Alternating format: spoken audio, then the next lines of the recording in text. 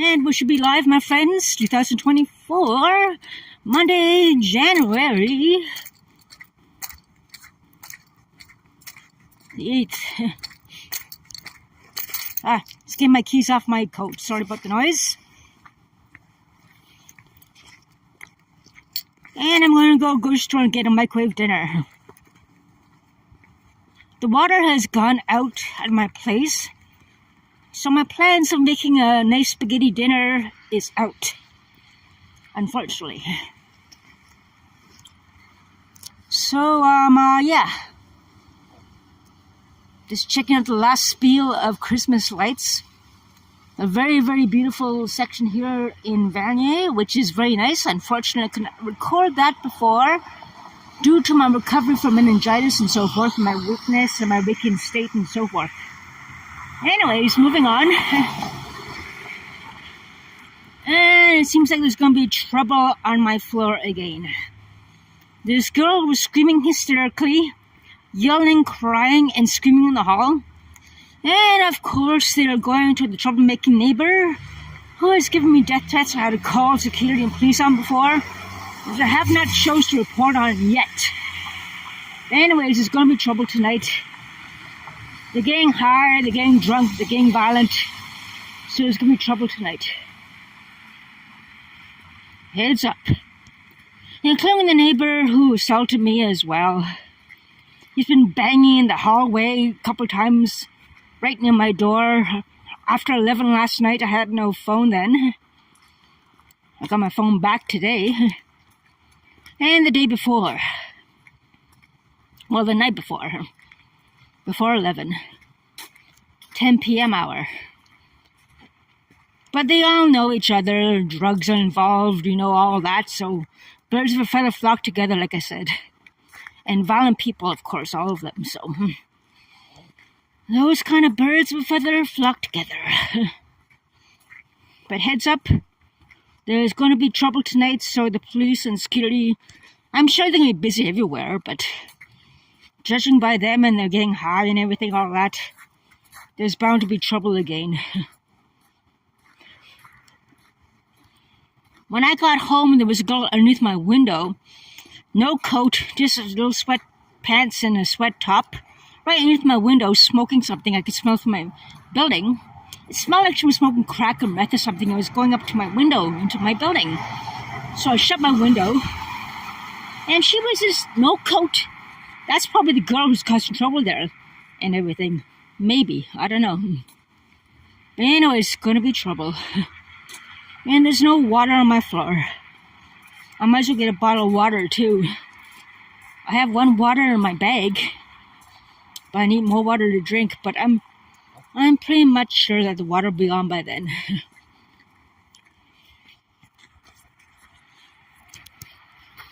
Just gonna let this person pass. Hi. Hello. Yeah.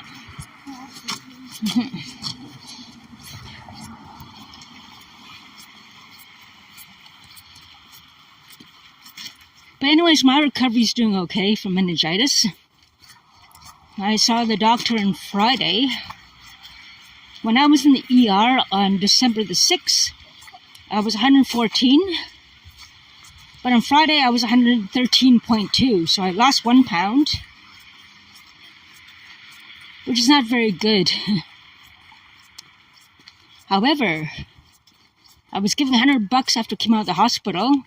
I had the choice of spending it on food or on my phone bill. I chose food. I ordered Pizza Hut Pizza Inn, Jell-O, chocolate fudge. I got a chicken from the Food Basics there. I had no strength to go there and come back. Chips. What else did I get? A few other things here and there. And I was antibiotics intravenously from a home care nurse every morning, as you guys may or may not know. So if I had not eaten food and chose to pay my phone bill, I may be 110, 109 now instead of 113. Who knows? I don't know. But anyways, the point is, about a year ago when I was 131, I lost from 131 to 116 in September. when I saw my nurse, who weighed me then. 214 when I was in the ER on December 6th with meningitis. So, in a month from 114 to 113.2, maybe way worse if I chose to pay the phone bill and not eat too well. Possibly. I don't know. Nothing wrong with my blood. Nothing wrong with my thyroid. No colon cancer. She still has to do an abdominal ultrasound to see if anything is down there since my intestinal surgery. But so far there's no other problems or symptoms other than that. And if worse comes to worse, a tube down my throat and check out everything there. Which I will not like at all. But anyways, yeah, that's my situation now. And yeah, I'm going to do another video yet still how I shared the room at the Civic Hospital with someone who was detoxing from meth and crack, who's 58 years old. Among other things, she was not in good shape. She was there when I went there. And when I was in hospital 7 days and left, she was still there. In very, very, very bad shape. So all those meth users and crackheads who are young or mid-30s, if you want a future to be in agony and pain and absolute agony, a torturous death at 58 years old, 50s or younger even, for OD, that is something to consider. Because sooner or later, you will OD or suffer the most torturous death like this person hopefully will not face. Her heart's not in good shape the last time I heard. She has family members and an ER nurse who was part of family, which is really good. But it's tough on all of them. It's really tough for someone to face bad addictions like that. Being young in your 20s and 30s is one thing, but think, like, I never got into drugs or smoking. I never got into the hard drinking, not like whiskey and all that on a regular basis like some people. And my drinking has come down a lot. I was basically in health most of my life, cycling and so forth. Working good jobs, volunteering, first retail, tried to get into office administration but could not due to the government standards of bilingualism and other factors, despite the education and everything I have and security clearance, which is kind of was a waste of time for me, unfortunately. So I got into warehouse, which opened a lot of doors to me. And I think the warehouse opportunity, got me a lot. I worked for quite a few good years in warehouse there, even during COVID. I'm proud to say that I was working full-time during COVID. I imagine a lot of people were isolated and going through hell. I was working full-time during COVID. I even worked in between jobs during COVID as a COVID screener myself. But yeah, I was blessed to work during COVID. And COVID caused a lot of problems to a lot of people, isolation, and so forth. And another problem is the drugs and OD and the meth and crack and cocaine. Well, not crack and cocaine, it's more meth and crack now. It's more meth now because I interviewed a few people who told me, I asked them, what is the big deal with meth versus crack? I have no idea. I never smoked it, never will. But apparently it gives you a longer high, apparently. I didn't ask about the price, I don't think, but I want to team up with another YouTuber and do interview with somebody. And with my editing skills, we can blur their face. She doesn't know editing skills, but I do. If me and this other YouTuber, another one, can team up, get a few of these people together, and with my editing skills, we can blur their voice, blur their face. If they want to be made anonymous, that's fine. We can get these details together and find out what's going on.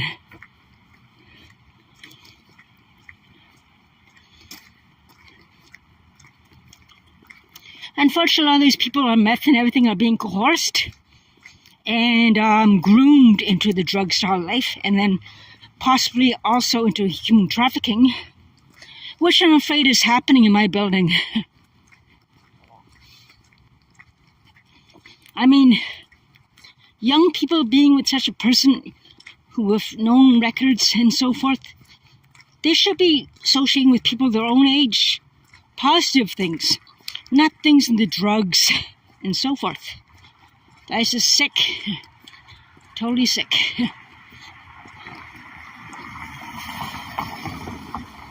And then they tell them things to turn them against me. Wow. I'm not sure you guys are seeing better quality than I am. I just see a dark screen, but cheaper phones, other phone was stolen. But yeah. Just heading down to get my things, and honestly, I'll get 2 more beers. It was a very good night for me yesterday, cutting cans and bottles. I cashed in $10 already today, cutting cans and bottles. A lot of people party with New Year's Eve bottles and cans.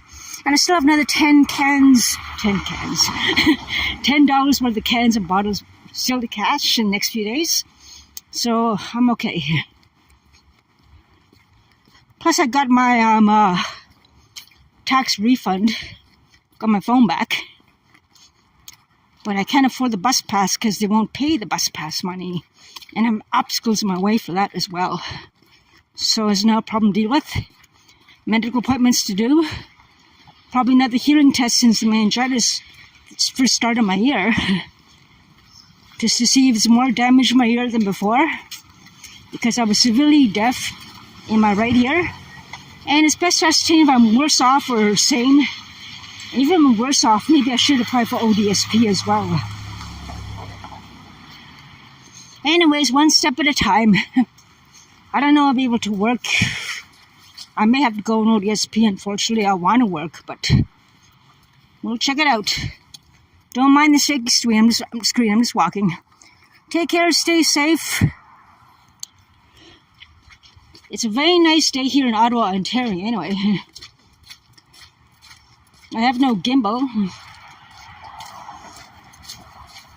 And so forth. Don't mind the shaky screen.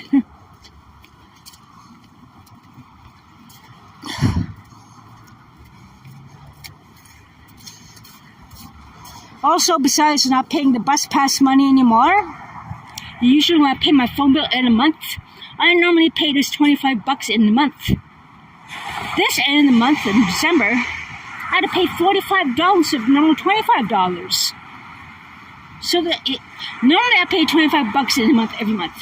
This end of December, $45. Then I found out there's no bus pass money anymore. So that's another thing that's really bad. Just checking here as I cross.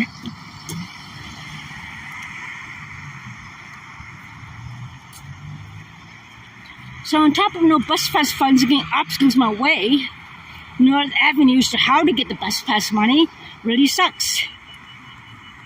Along with my phone bill going up $45 a month. No extra funds and everything, all that, like before. It's ridiculous. I mean, I may have to try an ODSP anyway because my ear, which is in worse shape since meningitis hit. We'll see. And plus all the hospital visits I had for panic attacks and so forth.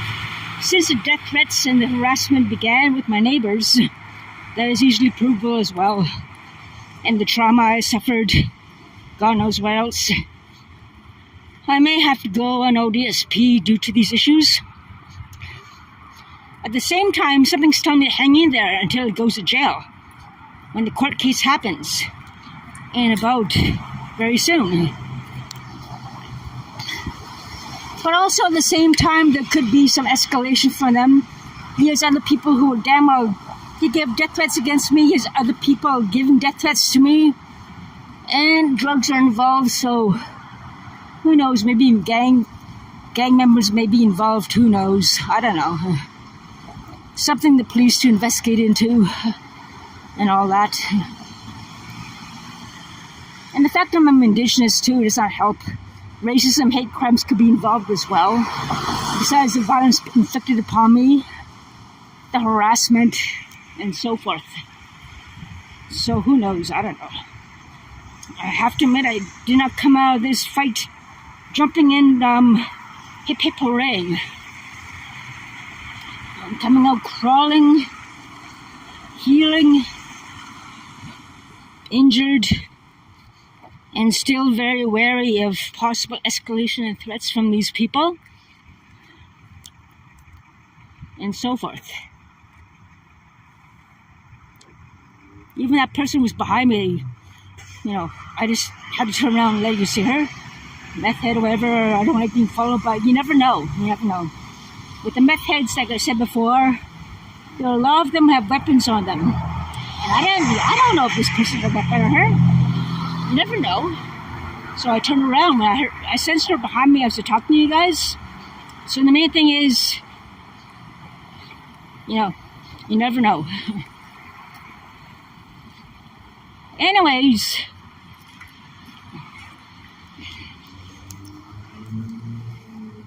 here I am at the RioCan Saint Laurent. Food Basics Global, all these nice little stores. LCBO newly opened here from the mall. And I'm going to go Food Basics, get a microwave dinner because the water's out. Yeah, yes sirree. Food Basics, food. Oh yeah, I have a bottle of water. I should get another water just in case. And I think I'm going to get 3 more beers maximum. Honesty's the key, right? The very newly opened LCBO. Anyways, take care, stay safe. Hopefully the water will be on soon. I'll talk to you guys soon.